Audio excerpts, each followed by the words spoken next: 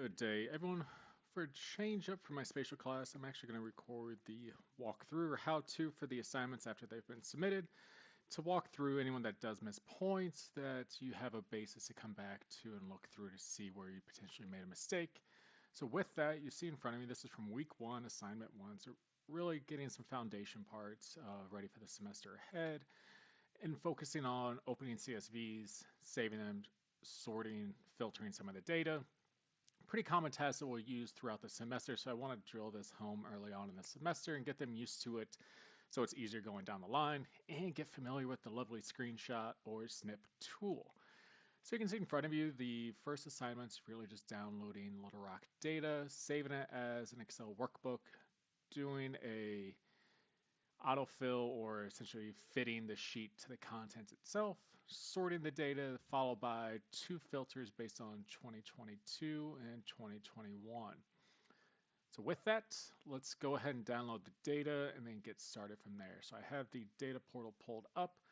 For Little Rock, I'm going to scroll down to Safe City, and I'm wanting to find the crime incidents 2017 to current. So right here, use it in many videos up to this point.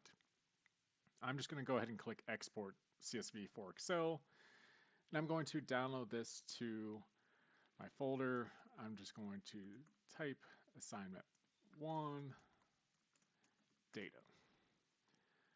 I have it on Chrome set to show in the toolbar and generate that question of where I want to save it automatically.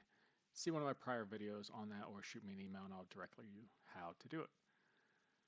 With that, I clicked on the data set, so it's going to open in Excel,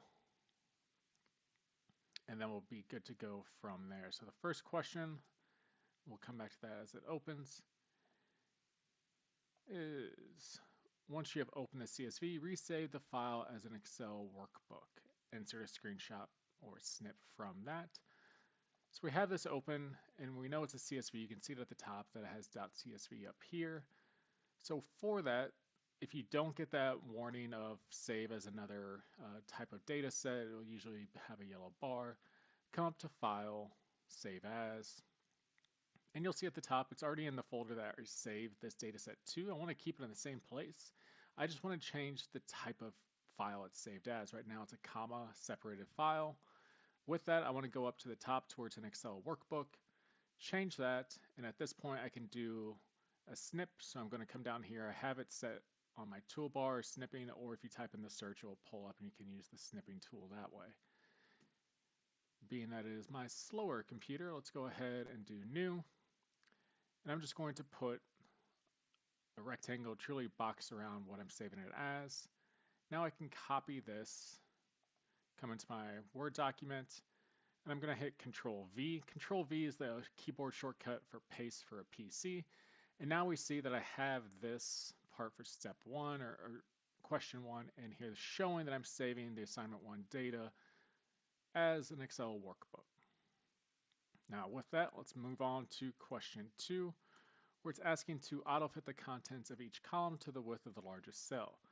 That might sound complicated if you're not used to Excel, but really all you have to do for the most part is click on this triangle up here, and then if you just double click between A and B, it's going to autofit each column based on the largest cell, so the longest one. And it has that, that's why you see some gaps in here for rapes, very short in width, but then you have murder and non-negligent manslaughter that's longer, so it takes the longest one in there for us. With that, it's asking for another screenshot, so if I click on my snipping tool here, click on new, and all I'm going to do is make another larger box showing that it is auto-fit to that. So again, I'm just going to copy, come back into my Word document, Control V to paste, and we're good to go. Now on to question 3, sort the data from oldest to newest based on incident date. I'm just going to hit enter in front of this to move it on to the next page.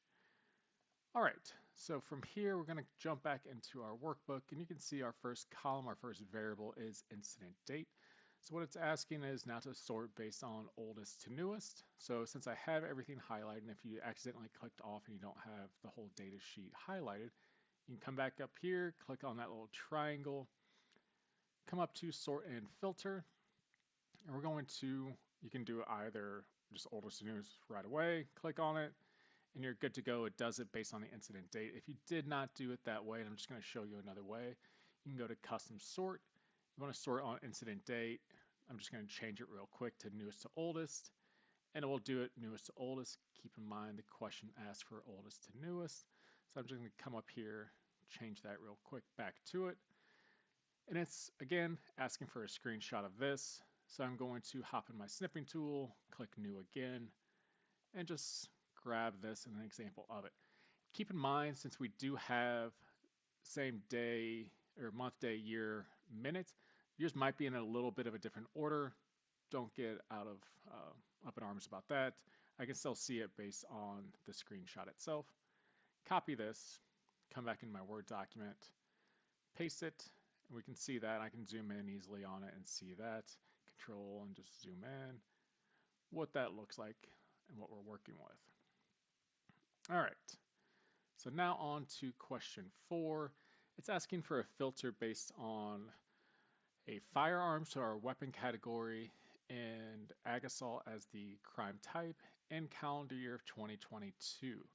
With that, it's then wanting me to copy and paste this into a new worksheet. Label the sheet as 2022 ag assault firearm. I myself forgot to ask for an image of that, but also walk through it to show you the steps along with it. So with that, I'm going to highlight the data set again, and you might wonder, are there other ways to find the sort, filter buttons? And there are. You'll get familiar with them as it comes along, and if you're in the data tab, you have sort and filter up here as well. Typically, I'm usually in the home tab, so I just hop up here. And this time I want to apply a filter. And keep in mind, it was asking for an offense description of an aggravated assault. So I'm going to uncheck and then only check ag assault. And then for weapon type, it specifically asks for firearm here. So I'm going to uncheck that and only check firearm. If I specifically ask for all weapon types or all firearm types, it would grab handgun, rifle, shotgun, other firearm, all of that. I'm just doing this one on purpose. So we're good to go there. Now it's asking for a specific year. Excel's pretty good at recognizing when you have multiple dates based on this format where you have date and timestamp. It'll try to aggregate and show them at a larger unit. With that, you can see here, it will provide it by the year itself. I don't want all of those. I only want 2022. So I'm going to click OK. And you can see based on the left-hand side, those row numbers are jumping around. So for the most part now, I just want to copy these. So again, I'm going to click on this top triangle, Control C to copy these rows. You can see where some of them are in order and where there are jumps. So with that, Control C to copy. I'm going to click to add a new sheet, and I'm going to Control V to paste only those I selected. And I'm going to double check to what it wanted me to name it as. I'm going to copy this to make it a bit easier. Control C. Come into my sheet, double click, and change that to 2022 ag assault with a firearm. With that, it's asking for me to have a count of how many were there in 2022. So with that, there's a couple different ways you can look at this. If you're not familiar with Excel, you could scroll all the way down. Oops. And I did it the bad way. It shouldn't have done it this way for me. And you essentially scroll until you find the bottom of it. And I'll keep doing it just to make a point of this. If I did not copy it, the best way to get rid of the other, it looks like 92,000 rows. But with that, we can see for 2022, keep in mind this has row 800, but the first row in our data set is the variable name or the variable names across the columns. The other way you could do this, and I'll show an example here. I'm going to hold down Control and hit the up arrow. And this takes me to the top of where I have data in this sheet itself. If I hold Control down arrow, it takes me to that bottom row as well, 800. So in here, I know I have 799. And now it's asking, is this an increase from 2021? So to know that, you essentially have to do the same step, but change 2022 to 2021. So to do that, I'm going to come back to the original sheet here. I'm going to change the filter that's on incident date from 2022 to 2021, click OK. And this time I'm going to show you another way of how you can select just the data within the sheet. So I selected cell A1, I just clicked on it. I'm holding down Control Shift, hit down arrow, right arrow, and now it's only highlighting the data within the sheet. I'm going to copy this, and I'm going to paste this into a new one so I have another subset of data. This one, again, is 2021 Ag Assault, Firearm, and we're good to go there. We can do the same part. If I go down to the bottom here, we can see there was 1,071. So we would see an increase or a decrease from 2022 or 2021 to 2022, since 2021 had 1,071 incidents. So we see a decrease in the number of ag assaults with a coding of a weapon as a firearm. Keep in mind, there's other gun categories, firearm categories, just the one I pulled up here. Another way you could do this, so if you're on this main sheet again, if I hold down, I'm in cell, that's B1, I'll come over to A1, cell A1, and I hold down Control Shift again, hit down arrow. It actually tells you in this bottom corner here where it says count that I have 1,072 rows of data. Same in this 2021 spreadsheet. You have to subtract that 1 for our variable name at the top, but we know that our count for that is 1,071. So with that, we've answered the 4 questions for the assignment. If there are any questions, please reach out to me. Until next time.